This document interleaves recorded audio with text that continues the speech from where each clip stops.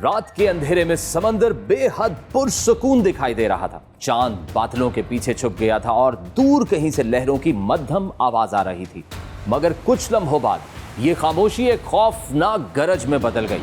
पानी ने शोर मचाना शुरू किया, आसमान बिजली से चमका और लम्हे भर में कैरेबियन की फजा में एक नया नाम गूंज उठा, तूफान मलेसा। सदी के सबसे बड़े समुद्री तूफान ने अपने सफर का आगाज कर दिया था। एक ऐसा तूफान जो हर शय को रौंदता हुआ आगे बढ़ रहा था और किसी को खबर न थी कि चंद घंटों बाद जमैका का सब्ज जजीरा बर्बादी की दास्तान बन जाएगा। ये सब कुछ किसी हॉलीवुड फिल्म के मंजर की तरह लगता था, जैसे द डे आफ्टर टुमारो में अचानक पूरी दुनिया तूफानों में डूब जाती है। लेकिन ये कहानी फिल्म की नहीं, हकीकत थी। अमरीकी महकमा मौसमियात ने ऐलान किया कि मलेसा अब कैटेगरी 5 की शिद्दत तक पहुंच चुका है। तो ये खबर बिजली की तरह फैली। 295 किलोमीटर फी घंटा की रफ्तार से चलने वाली हवाएं समंदर की सतह को चीर रही थी और हर सम तबाही का अलार्म बज रहा था।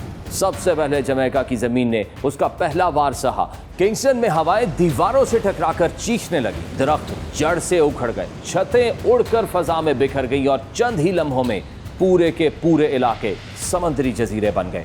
इस तूफान में अब तक 50 अफराद हलाक हो चुके हैं और इमदादी कार्रवाइयां जारी हैं। मगर वो खुद भी जानते थे कि असल नुकसान अभी गिना नहीं गया, क्योंकि मुल्क के मगरबी हिस्से मुकम्मल तौर पर दुनिया से कट चुके थे। किंगस्टन से मॉन्टेगो बे तक का रास्ता, जो आमतौर पर चंद घंटों में तय हो जाता था, अब मिट्टी के तौदों, उखड़े खंभों और गिरे हुए दरख्तों के बायस ये रास्ता तवील हो गया था। फौजी काफले इमदादी सामान लेकर निकले, मगर रास्ते बंद थे। कहीं से पानी की नदी बह रही थी तो कहीं कीचड़ में फंसी गाड़ियां खामोश खड़ी थी। वेस्टमिडलैंड के इलाके व्हाइट हाउस के रिहायशी ट्रेवर व्हाइट ने बीबीसी को बताया कि हर दरख्त सड़क पर गिरा हुआ है, कोई अपने प्यारों से राब्ता नहीं कर पा रहा, हम तन्हा हो गए हैं। सैटेलाइट तस्वीर ने इस खौफ को हकीकत बना दिया। मगरबी जमैका के कई देहात मलबे के ढेर में बदल चुके थे, इमारतें जमीन बोझ थीं, सड़कें गायब हो गई थी और बिजली का निजाम मुकम्मल तौर पर तबाह हो चुका था। लोग पानी और खाने के लिए परेशान थे। कई इलाकों में पीने का साफ पानी खत्म हो चुका था और हजारों अफराद इमदाद के इंतजार में थे। दारुल हुकूमत किंगस्टन का हवाई अड्डा तो किसी हद तक फाल था, मगर छोटे हवाई अड्डे जो मुतासरा इलाकों के करीब थे अभी भी बंद थे। यही वजह थी कि इमदादी सामान जमीनी रास्तों से भेजना पड़ा और यही सबसे मुश्किल मरहला था। तूफान मलेसा का गजब सिर्फ जमैका तक महदूद नहीं रहा। हैटी में जब दरिया पेटी गुआओं में उबल पड़ा तो दर्जनों बस्तियां बह गईं।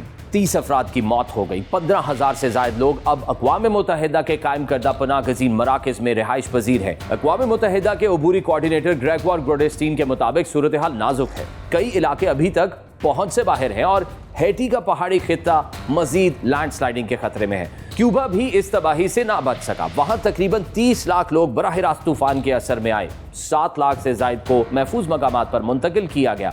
अगरचे वहां अब तक किसी हलाकत की तस्दीक नहीं हुई, लेकिन मकामी इंतजामिया के मुताबिक 240 बस्तियां मुकम्मल तौर पर कट चुकी हैं और बिजली बहाल होने में दिनों लग सकते हैं। सदर मैगल दियाज कैनल ने कौम से खिताब में कहा कि क्यूबा पहले ही खुराक और ईंधन के बहरान से गुजर रहा था और अब ये तूफान हमें मजीद कमजोर कर गया है। ये तूफान अपनी नौइयत का मुनफरिद था, क्योंकि इसने सिर्फ जमीन नहीं बल्कि समंदर की तह तक को हिला दिया। मौसमियाती माहिरीन का कहना है कि समंदरी दर्जा हरारत में गैर मामूली इजाफे ने मलेशिया को इतनी ताकत बख्शी जो शायद पहले कभी नहीं देखने में आई।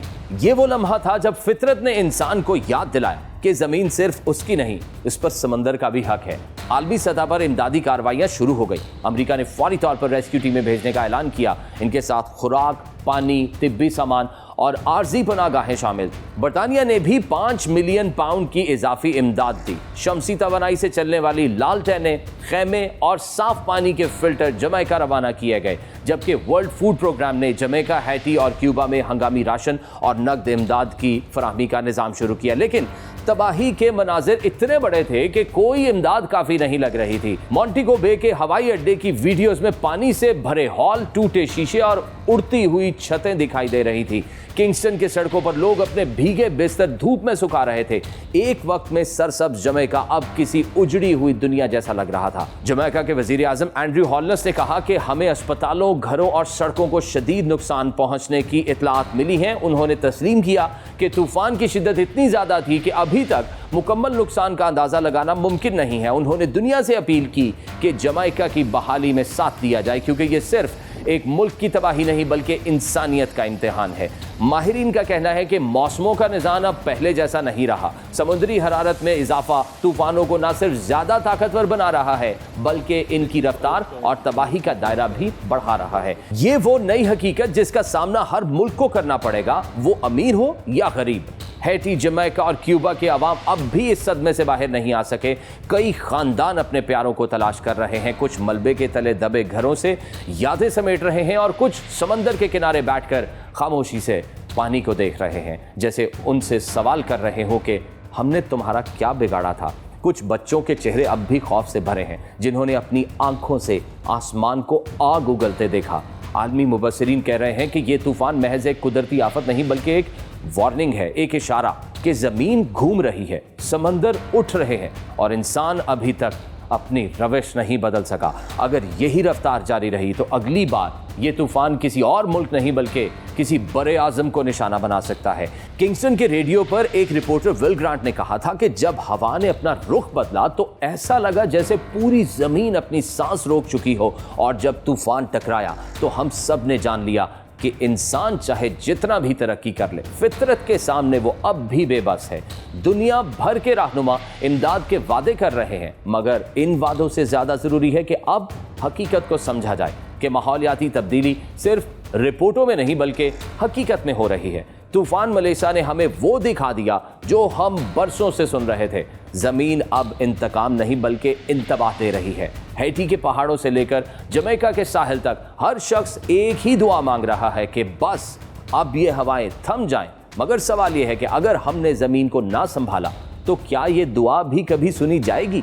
शायद नहीं, क्योंकि कुदरत ने अपना पैगाम दे दिया है और अब फैसला इंसान के हाथ में है कि वो इस जमीन को बचाता है या इसे समंदर के हवाले कर देता है। और जब कैमरा जमैका के बर्बाद साहिल पर आहिस्ता आहिस्ता जूम करता है तो सिर्फ एक मंजर दिखाई देता है, टूटी हुई कश्ती, बिखरे मलबे में एक परचम जो अब भी हवा में लहरा रहा है। ये मंजर चीख कर कह रहा है कि इंसान कितना कमजोर है और फितरत कितनी ताकतवर।